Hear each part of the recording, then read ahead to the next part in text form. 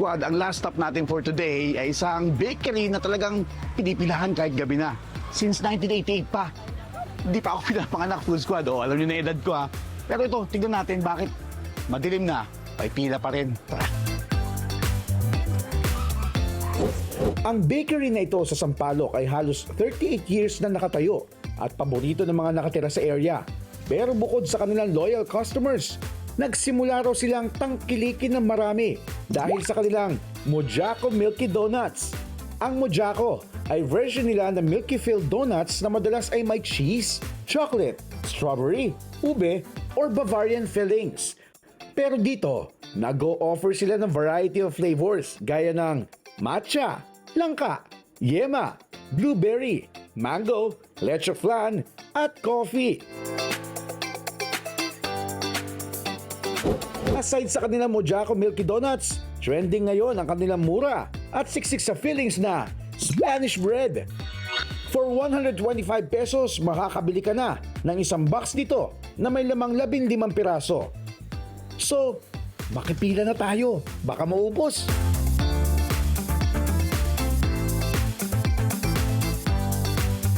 Full Squad, nakabili na tayo.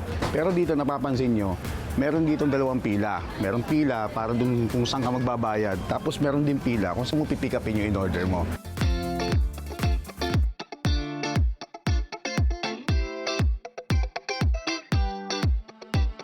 Josh, yes. Ako po yun. Thank you. Wala nang iba. Thank you so much. Full Squad, mabot tayo. Cut off na, sold out. Buzzer beater.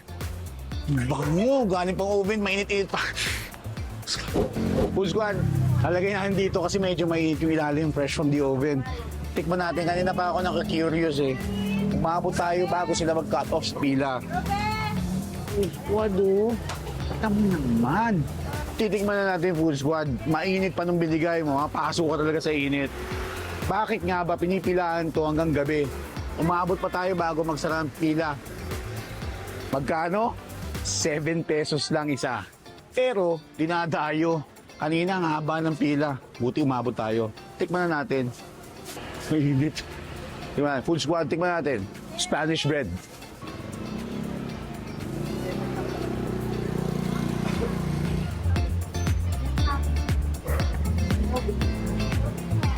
Ang sarap. Matamis. Pero tamang-tama yung lambot. Para ka nag-aalmusal ulit. Pero perfect sa merienda. Perfect sa late night craving mo. Spanish bread, the best. Tamang-tama ang tamis. Ang lambot ng tinapay. Hindi tinipid sa feeling. Diyan na kayo. Kakain muna ako.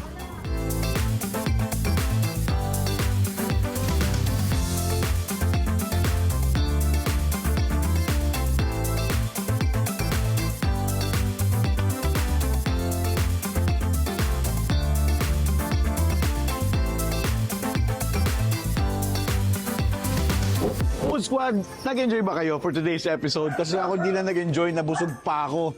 From Mexican food up to noodle fight meals, hanggang dito sa Spanish bread, dito sa Sampaloc, Manila na sinuyod natin na sigurado marami pa silang pwedeng i-offer. Kaya abangan nyo kung saan pupunta si Leslie next week sa panibagong episode ng It's Fun! Akin na to.